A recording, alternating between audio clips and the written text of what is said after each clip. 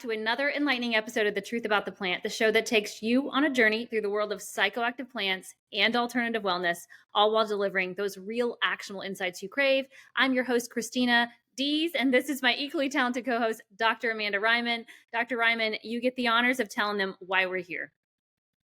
Well, we're here and we do this podcast because it can be so difficult to find good science-backed, evidence-informed information about cannabis on the internet. You might Google a question and it could be a question that really has implications for your health and well-being, and you're going to get 100 different answers. And many times those answers are going to completely contradict themselves. So how do you know the truth? Well, that's where we come in. We're here to give you short, actionable pieces of information about how to use cannabis safely and effectively, a little dose of history, a little dose of science, a little dose of policy. But we want to make sure that you come away from this podcast with more information about cannabis and how to use it safely. So you can think of us as your really cool aunties or your kick-ass granddaughters, basically the women in your life who will tell you the truth. And we really want to make it easy for everyone. So today's topic is one that might leave some people scratching their heads. We're clearing up the haze and breaking down the difference between getting lifted and staying level with your favorite plant. So, does all cannabis get you high? So Dr. Ryman, cannabis has a lot of health benefits. With legalization happening in more places and people never using cannabis before are more and more interested in trying it. Some of these folks, they might embrace the euphoric effect that cannabis is known for, but some may be looking for a little less euphoric effect and looking for therapeutic benefits without the high. Is that possible? Absolutely. So the cannabis plant contains a variety of compounds that are called cannabinoids. And because we have an endocannabinoid system, and because our bodies produce and release these compounds as well, so phytocannabinoids come from the plant, endocannabinoids come from us, we also have receptor sites all throughout our body where these compounds bind and produce an effect. So different cannabinoids bind to different receptors, which are sometimes referred to as CB1 and CB2 receptors. Okay, so different cannabinoids bind to different receptors, and that impacts their effect.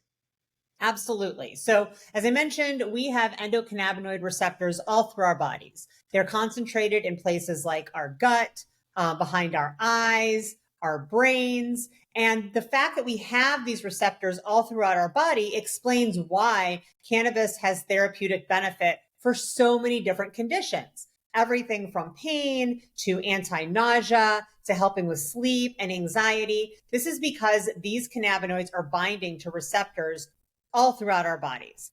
But not all cannabinoids bind to all receptors. So THC, for example, binds to the receptor that results in the feeling of euphoria that many people refer to as being high, but that is not true for all cannabinoids. Well, we have a previous episode about the difference between full spectrum and isolate. What should people look for if they want to try something more in the therapeutic effect of cannabis without the high? So as we mentioned on that episode, full spectrum is really best because all of the cannabinoids work together in what we call the entourage effect. So I think that the example we gave is like a symphony. So hearing the entire symphony versus just like one instrument, the entourage effect is really going to give you the most therapeutic value.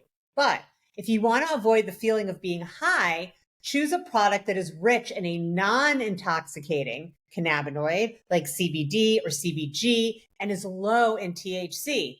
Now, you know what I'm going to say. Tinctures. Knew it. I love tinctures. And one of the reasons I love tinctures is because you can get a full spectrum product. So a cannabis product that has a lot of different cannabinoids represented. They can dial in very specific ratios. So you can get something like a 20-to-1 CBD THC. So that's 20 parts CBD to 1 part THC. And this doesn't have enough THC in it to make you intoxicated, but it does have enough THC in it to stimulate the entourage effect. And so finding a product that is full spectrum, but that is heavy in the non-intoxicating cannabinoids with only a little hint of the intoxicating cannabinoid is a way to take advantage of that entourage effect, but not have that high feeling. All right. Well, you're speaking my language because the 20-to-1 is one of my favorite products because I am one of those people who don't want to feel the effects. But I am looking for some therapeutic effect, mainly relaxation. And so the 20-to-1 is really hard to find. And I agree with you, tinctures are great because you can control the dosage a lot easier. There are some edibles, some mints that do come in the same ratio. And I love them too. Um, I've seen products that have THCA. Is that also intoxicating? So that's a really great question. So THCA is what we call the precursor to THC, and it is not intoxicating. So when you see a cannabinoid like CBD or CBG or THC with an A at the end of it, that means it's in its acid form. And in order for THCA to be intoxicating, that compound has to be heated through a process called decarboxylation. So when it's heated, the acid drops off and you're left with THC. So if you want the therapeutic effects of THC, but you do not want the intoxication, I recommend a full spectrum tincture that is rich in THCA. And you can find these in a lot of different places. THCA sometimes is extracted from a hemp plant, which is federally legal, because the definition of federally legal hemp is a plant that has less than 0.3% THC. Now, we're going to talk in a minute about flower, but flower doesn't contain mostly THC. It contains THCA. So if you're wanting, say, the pain relieving effects of THC, but you don't want to feel the intoxication, seek out a product like an edible or a tincture that is high in THCA. Okay, I'm ready to move on. So we've talked about edibles and we've talked about tinctures, which both are great, especially if you want to get the dial in the ratios. But what about cannabis flower? Can I smoke cannabis flower and not get high? So that becomes a little bit trickier for a couple reasons, mostly because of that decarboxylation that we just mentioned. Now, if your cannabis flower is low in THC and high in CBD, then yes, you can smoke cannabis flower and not feel that intoxicated. Most of the THC in raw cannabis flower is in the form of THCA because it has not been heated. But if you think about the ways in which people consume cannabis flower, either lighting it on fire or heating it through a vaporizer, the THCA becomes THC. And in that case, you can get high from it. So if you're looking to smoke cannabis flower, you want to find something that's really heavy on the CBD and has very little THC in it. So it sounds like tincture, your favorite thing, is going to be the best bet for finding a cannabinoid ratio that's non intoxicating or helping you get that good dose of THCA without the high.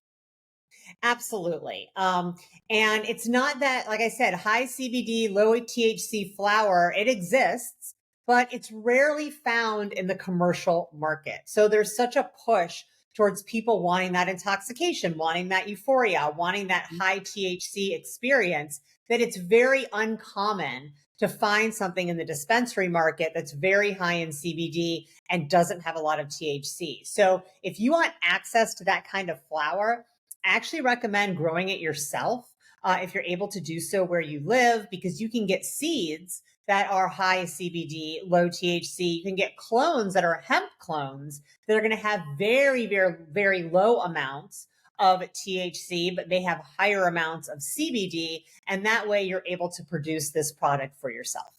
Yeah, I think it's really good to point out, especially for those people who may be new to the cannabis market and looking to try it, that I looked for flower that was low in CBD or high in CBD and low in THC. And the lowest THC amount that I found in a dispensary was 18%.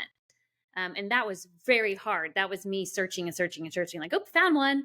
And so generally they stay around 22 to 25%, which is quite high, especially for someone who's new to cannabis. So keep that in mind. And again, Dr. Ryman, I love that you are into the tinctures because I agree. It's just such an easy way to control your dosage, and you can always add, you can't take away. And that's the easiest product to do that with. Yeah, absolutely. And a lot of dispensaries and a lot of farmers that I talk to say that when they're trying to get their product into a dispensary, the dispensary will say, if it has less than 20% THC, we don't want it because there's only so much shelf space. And they're going to cater to the people that are coming in and buying large amounts of cannabis, which are usually people that want THC. So if this is you, if you're out there and you go to your dispensary and you find it really difficult to find higher CBD, low THC products, ask for them. Because the more people that ask for them, the more the dispensary is going to say, hey, maybe we should stock some of these. Maybe we should have some of these because there is a demand for them. So speak up. If you don't see the product you want on the shelf, make sure your dispensary knows the type of product that you're looking for. And yes, when in doubt, tinctures are great. Flower, the amount of THC and CBD in flower can vary from the top of the bud to the bottom. It depends how much light it got, how much air exposure there was. But when you're looking at a tincture, it's going to tell you that there's this many milligrams of THC and this many milligrams of CBD in each milliliter of liquid. And so you can be assured that you're going to get that same dose every single time. Love it. Well, that's a wrap on today's deep dive into cannabis highs and lows. Remember, high CBD, low THC if you want that therapeutic effect. If you got some burning questions or you just want to chat about all things green, you can reach out to us at info@mypersonalplants.com. And don't forget to explore our YouTube Garden of Wisdom, where you'll find plenty of topics just like this one to keep your knowledge growing. So like, subscribe, hit that bell for your next dose of plant-powered insights. And until next time, stay curious, stay lifted, and keep the questions growing.